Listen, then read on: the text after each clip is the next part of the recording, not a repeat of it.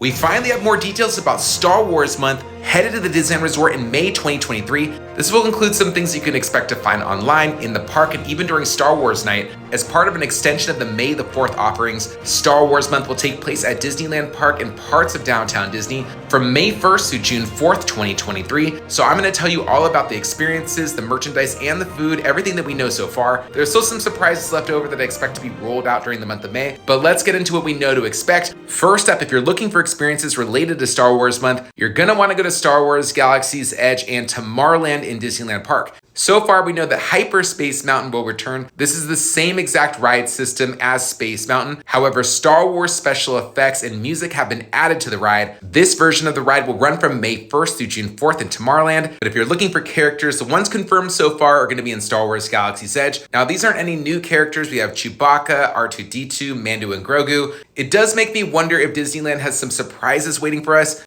I know there's going to be a ton of new characters for Star Wars Night, and I'll talk about that once those are announced, but I was at least expecting to see maybe one new character that we can meet during the day, as well as Captain Phasma in the March of the First Order. This is something we've seen in Tomorrowland since Season of the Force in 2015, so for whatever reason, I think we're going to hear about those a little bit later. But also, if you're confused about Star Wars Night versus Star Wars Month, Star Wars Night takes place on select dates. It's a separate ticketed event. It's totally sold out this year, and I've talked about it before, but it's basically when guests can dress up as their favorite Star Wars characters, meet new characters that you typically cannot meet otherwise, dine on Star Wars snacks, see fireworks, and a ton more. And Star Wars Month will be things that any guest can experience who have a Disneyland ticket or Magic Key into the parks. These will take place most dates from May 1st through June 4th. So even if you missed out on Star Wars Night, this is a great way that you can celebrate Star Wars Month or Star Wars Day, which is May the 4th, at Disneyland Park, where most of this magic happens. In addition, if you purchase Disney Genie Plus, you'll get access to a special Mandalorian photo pass lens that lets you become your own Mandalorian. You can even customize your helmet and your body armor. Star Wars Month is also being celebrated in downtown Disney and the Disneyland Resort hotels. There'll be a photo op near the Star Wars Trading Post themed after Star Wars Young Jedi Adventures, and Disneyland Resort hotel guests will also be treated to complimentary screenings of Star Wars movies. These will play on select dates. I would check with the front desk when you check in to see what the available showtimes are. So next we're going to talk about Star Wars Month merchandise, followed by the food.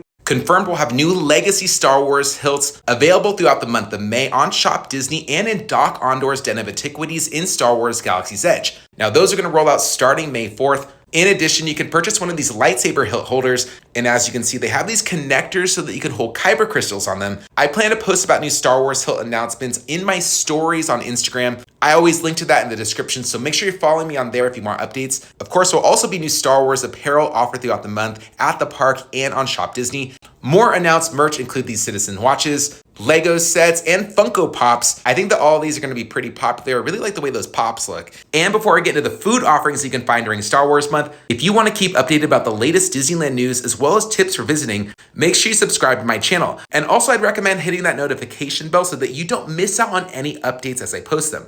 First up at Docking Bay 7 in Star Wars Galaxy's Edge, we have this temple root leaf and moss salad. It's packed full of veggies as well as fried potato noodles. It comes with sweet and savory greens, as well as fried potato noodles and a soy marinated soft-boiled egg. There'll also be a new light-up acid spitter orange sipper. That'll be available starting May 3rd. And over in Tomorrowland, the Darth by Chocolate Parfait is back at Galactic Grill. Looks like it's only gonna be here May 2nd through 6th, pretty limited, but this was such a big hit over the past couple years. Definitely get it if you're there. Okay, so tell me, do you think this Grogu sipper is gonna be the next big hit? It's gonna be available starting May 2nd at Galactic Grill, as well as the carts below starting May 3rd. So if you're like, David, where is Galactic Grill? I need that sipper. It's located right here in Tomorrowland, right across from the Finding Nemo subs, back over in Star Wars Galaxy's Edge. Cat Taco's Kettle will serve a sweet and savory kettle corn with furikake seasoning. That's called the Surabat Valley mix. There's also a new Naomos mix that is sour cream and chive popcorn. But I'm really excited to try this jelly fruit muffin. It's passion fruit buttermilk with pineapple and blackberry jam. I have never had anything like that before. I'm really excited. And for reference, Cat Taco's Kettle is located in Merchants Row to the left of Ronto Roasters, right about here.